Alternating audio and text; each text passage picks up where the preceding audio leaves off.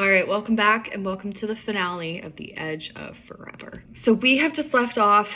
Nate is not doing well. He hasn't been doing well this whole time, but he's exceptionally not doing well at this point. Out of absolutely nowhere, Sebastian and Toby have just showed up to hang out for the rest of the story. Sebastian had a reason for showing up. Sebastian is not doing well either. Toby, we did not even mention why he's there. He just needed to be. Adam and Juliet have completely disappeared. Adam is far too busy trying to get to law school. Good on you, Adam. I hope you make it. So we have just ended. Ben has been in an accident. He was very drunk. He was driving. The intention was that he was going to see his father, and I had intended to have a scene where he obviously discussed that. I didn't write it, but at this point, Nate thinks that Ben was in the car because he was trying to kill himself. And Nate has admitted to Sebastian that he was jealous when he heard that Ben had been in this accident. So Nate has finally admitted that he is not okay. Thank God. Nate has had a bit of a breakdown. Nate has said he does not think anybody can help him, and Sebastian says that he thinks he knows who can. So let's find out who that is. All right, so they get into the car. I don't know whose car. I guess Sebastian drove down. Maybe that's what it was. Sebastian has a car. So Nate falls asleep and wakes up when Sebastian says, "Buddy, we're here." Nate has absolutely no clue where here is because nobody has told him. Nate is not jumping at the opportunity to get out of the car because he does not know where he's been taken. Had Sebastian decided I'd finally snapped and escorted me to a mental health facility? Was he taking me to a shrink? And he brought me home? So Nate gets out. He is surprised by what he sees because they are on top of a hill. Close to the city, when you looked up, you could see a smattering of stars twinkling quietly. So Nate asks where they are, and Sebastian's response makes zero sense because Sebastian responds by saying it's called Dawson's Lookout. That part's fine. I've been coming here for a few years. Now, this makes no sense on several levels because Sebastian is about to say that he found it one night a few months after Lexi died when he couldn't sleep. That did not happen a few years ago. And second of all, these guys are in New York. They are just outside of New York City, but they lived in Pennsylvania. So Sebastian apparently, for years, even though Lexi's not been dead for years, has been coming to this place in New York. I think once again, I forgot either that they were in New York or that they were supposed to be in Pennsylvania.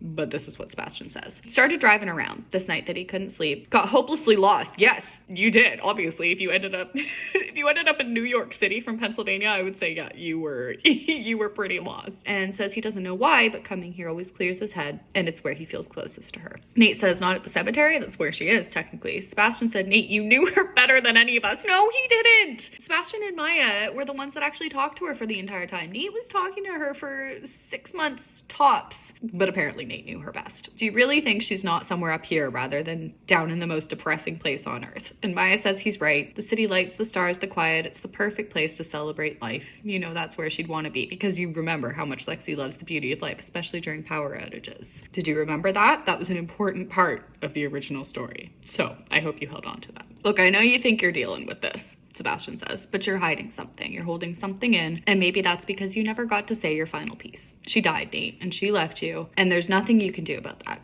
But you can tell her whatever you need to say to get closure. And Nate's about to say, no, whatever. And Sebastian says, no, stop it. You didn't say everything you needed to. We all know it. You were trying to protect her because you knew that she was scared, but you need to face the fact that that means things were left unsaid. No one blames you for that, but there comes a point where you need to get over it and start talking. So tell her whatever you need to. Nate says, well, what do you want me to say, Sebastian? That I miss her? That I wish she were still alive? And Sebastian says, if that's what's true, but I don't think it is. Well, then what? Says Nate. What, you want me to talk? Fine. I am so fucking angry. I hate the universe for taking her away. I hate cancer for even existing, and I hate her because she promised me she'd fight and she went and gave up. She let herself die, and I'm so goddamn twisted that I hate myself for falling in love with her. I hate the world for bringing her into my life to just take her away. And so Nate kind of looks at Sebastian, hoping that Sebastian will tell him to stop because he doesn't like that he's saying all this. Sebastian just says, keep going. Everyone's staring like they've been waiting to hear these words for months. Maybe they had. And Nate looks up and he starts yelling. He says, do you hear that? Do you hear it at all? Or are you just gone? Did you just leave me down here to rot by myself?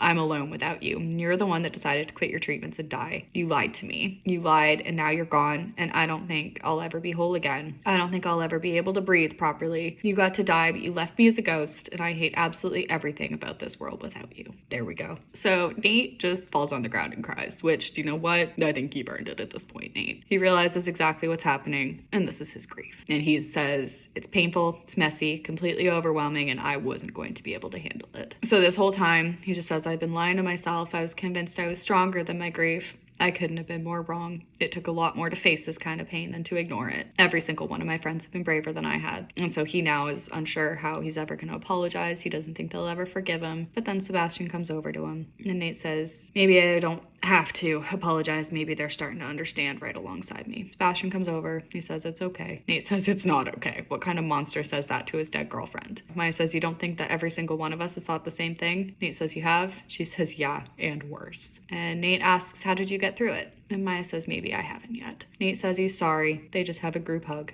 And they cry. And for the first time since I heard the horrible words, I felt something that resembled peace. Okay, then we have a chapter of Ryder's update, and we have a chapter of Nate's recovery, and neither of those are started at all. So I don't know what Ryder's update was going to include. Nate's recovery was obviously going to include a scene with him talking to Ben and Ben's reveal, but we never quite got there. So now we skip a year. Not quite. No, sorry. We skip to the second anniversary of Lexi's death. So I guess that's a few months. It's the summer. And Nate says, it may have taken me 2 years, but I finally finished writing Lexi's speech. And the rest of this chapter is basically his speech to Lexi. It's quite long. I'm not going to read all of it. But basically, he talks about grief. Everyone deals with grief differently. Some of us cry all the time and talk about our feelings. Some of us drink to forget the pain. Who do we think he's talking about there? Sorry, I'm not laughing at their grief. I'm just laughing at how consistent I was with Maya's drinking. Character. That is character development right there. It's not, but it is. Drinking and horses. That's our Maya. Okay, so he talks about his grief, how he didn't grieve. I finally found the perfect match for me. Had you? Okay. Sure. He'll always miss her, but missing her isn't gonna hold him back from living his life anymore. And he looks over at Katie. And again, this is probably gonna come in the recovery chapter. That didn't happen. But Nate and Katie are supposed to be a couple now. And he basically says, you know, you'll always be a part of my life. I'd wish we'd gotten more time. Well, do you know what? That's on you, Nate. You could have had, there were a good 6 extra months you could have had. But I'm grateful for what we did have. I think that's going to have to be enough. Well... Yes, it is going to have to be. There's not much you can do about it. I think it will be. It's not going to be easy. It's what you would have wanted. You would have wanted peace for all of us and for yourself. That's what I'm giving you. And he says, I love you, Lexi. I love you enough to let you go. And then somebody comes and hugs him. And it's Katie. And she says, I'm so proud of you. I heard Katie's voice in my ear and I held her tighter. I don't know if that's where the chapter was supposed to end, but it is. I think maybe. So that's actually the end of the story proper. Now we have gotten to the epilogues. Technically there are 3, kind of not.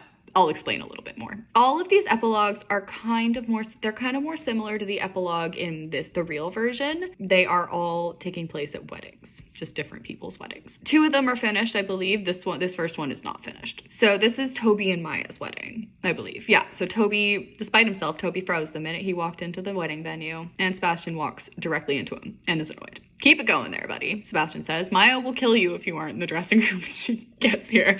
Okay, this one cracks me up. I don't know if it's actually that funny, but for whatever reason, I find this really funny. Okay, so Toby says, I still don't understand why she's so obsessed with us not seeing each other until the wedding. It's so old-fashioned. Sebastian says it's bad luck. Toby says, oh, I'm sorry. I forgot I was talking to the king of tradition. This gets me every time. Sebastian says, don't give me that look. You know you love the white dove release at my wedding. Yes, Sebastian. And Toby says, it was beautiful until they crapped all over your guests. And Sebastian says, the price I pay to be fabulous.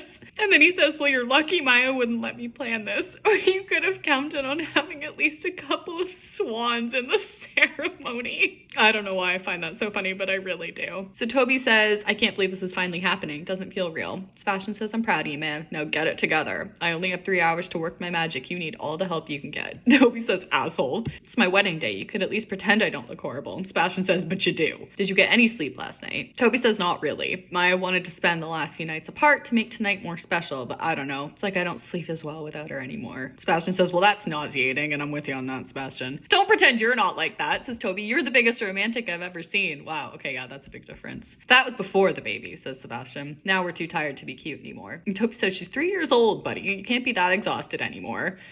Really? Sebastian says it's not really like it just gets easier once they're old enough to walk and talk. Exactly. And then Nate says it's worth it though, right? Because Nate's there apparently. We haven't mentioned that yet. Nate says, you know, it's worth it, right? The marriage, the kids, all that stuff. Sebastian says, let me tell you something, Nate. I haven't had a proper night's sleep in 3 years. I have minor heart palpitations every time I hear her crying because I think something's terribly wrong. 1 month I dragged her to the pediatrician 4 times because I thought she had an infection and it turned out to be a cold. That is an infection, but not a Lexi style infection, you know? Being a dad, having a family, so much harder than I ever imagined. But I love her more than I ever thought I could. And Tom and I love each other. Another Tom, because Lexi's dad is Tom in this version. I wouldn't change anything about my life.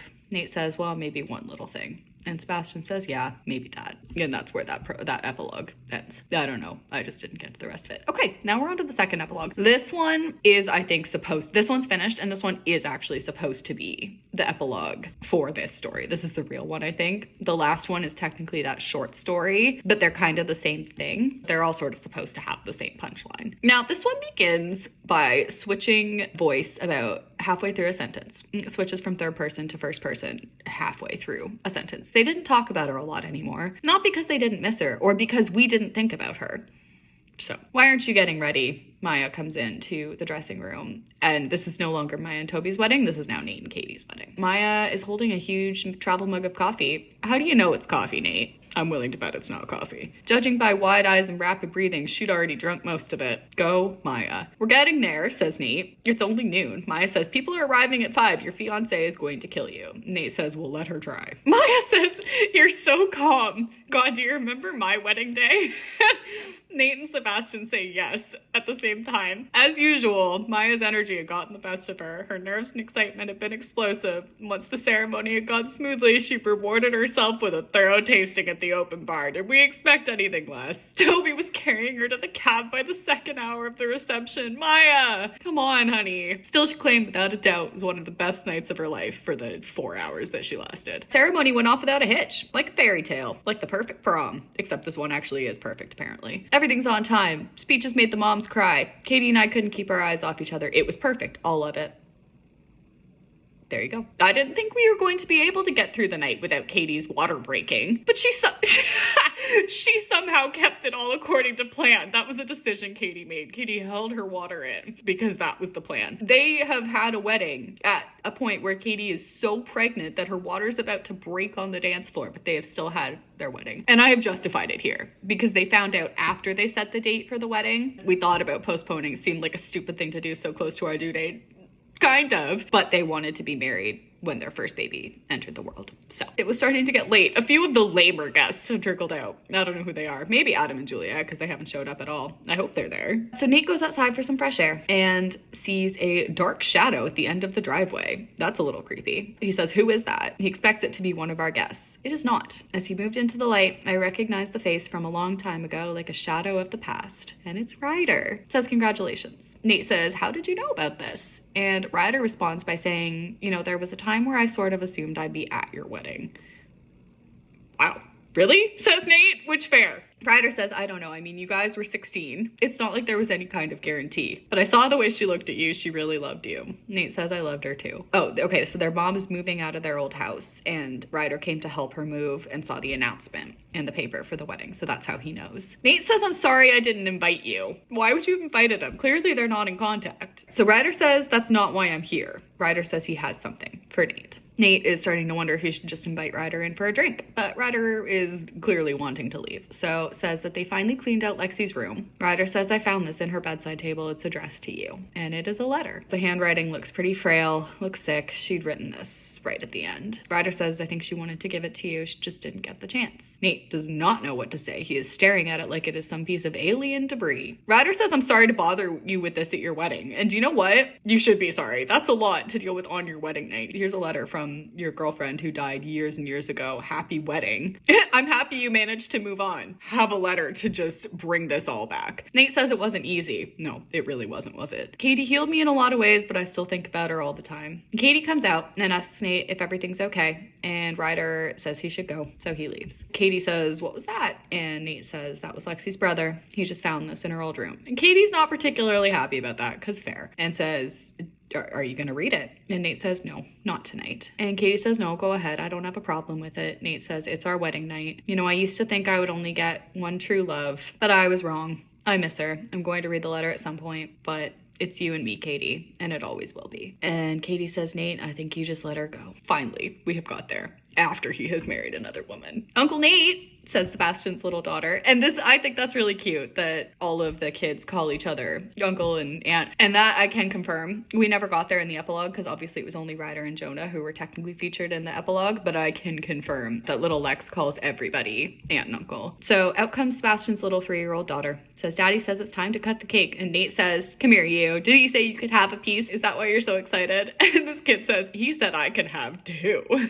Hell yes, Sebastian. You're gonna live to regret that. Don't give your kid that much sugar at that hour of night. You are gonna have a long night, Sebastian. Katie is still on the dance floor. Katie is so pregnant that her water is about to break and she is still on the dance floor. Go, Katie. And Nate is saying goodbye to Sebastian and Maya. Maya and Toby are trying to get their daughter, Caroline, to stay awake. Sebastian and Tom's daughter is hopped up on sugar, and we know why. And the 2 of them looked exhausted. Yeah. So Nate says goodnight, Caroline, to Maya and Toby's daughter, and then gives Maya a hug. Maya says, I'm so proud of you. I'll see you for coffee on Saturday. Nate says, I wouldn't miss it. And then he looks at Sebastian and Tom. Sebastian says, good luck, buddy. Tell Katie to have that baby soon. Nate says, I'll let her know to speed things along. Because remember, she held it together for the night, so now she has been given permission to please speed it along. And Nate looks down to say goodbye to Sebastian's daughter and says, good night, Lexi. So obviously that was always the point. That was always what was going to happen. I think it makes a lot more sense to have it be Ryder's kid, but because Ryder and Mom, the family really wasn't as much of a big deal in the first one, in the original, I guess it makes sense that it's Sebastian. There was always going to be a little Lex. And then Katie starts screaming because Katie's water has broken. Obviously. Come on. Were we expecting anything else? Nate brings Katie out to the car, packs her up, and then he hesitates because this is the time to pause for a reflection when his wife has just gone into labor. Oh, he looks up at the stars. Guess I was figuring that part out. One of those mystical things where everything comes together, even though it was starting to get cloudy and the moon wasn't as bright as it would have been in a movie. Life's not a movie, Nate. Remember? You learned that. You learned that lesson. It was so crisp and clear, and I could see everything around me with perfect vision, even though I'd needed glasses for a few years now. It was nothing short of magic. And that is supposed to be the end of The Edge of Forever. There is another epilogue, but this is not an epilogue. This is supposed to be that little short story at the end. But it's basically the exact same thing that has just happened. It's just at Maya and Toby's wedding instead. Yeah, Maya's freaking it. It's Maya and, oh, Juliet! Look who's finally arrived. So Maya and Juliet now are getting ready instead of the boys. Maya walks in and is just, oh my God, it's beautiful. Juliet says, a little help here because Juliet is carrying everything. And Maya is just letting her do all the work. Juliet says, this is going to be amazing. Maya says, has Sebastian texted you yet? We don't have much time for the ceremony. Girls still need to get dressed. Right, because the kids are, again, born. It's fine, sweetie. We still have 3 hours, says Juliet. Let's get you a drink. Maya, your wedding hasn't even started. Don't start drinking now. Sebastian shows up with Maya's daughter and his daughter, but we do not reveal the name yet. Asks how they're doing. Juliet says they're good. Asks how Toby is. Sebastian says he's ready. Go, Toby. Won't shut up about you, Maya. Maya says, well, I'd hope not. He's marrying me in 3 hours. For what it's worth, I understand why, says Sebastian. You look beautiful. Goes to kiss her cheek, and Maya says, makeup, don't you dare smudge it. I'll end your life. And Sebastian says, glad to see you're not a tense bride. So they made it down the aisle. Oh, this one did not go off without a hitch. There was a stain on the hem of the dress. The veil is a size too big. The last minute flower delivery was pink instead of purple. But they're all right. Oh, hey, even Nate and Katie's rambunctious boys kept still the whole time. That is definitely how I describe Nate's son in the epilogue of this real version. So then it actually says that Maya and Toby had broken up once, which, do you know what? Maybe they do. I really didn't get too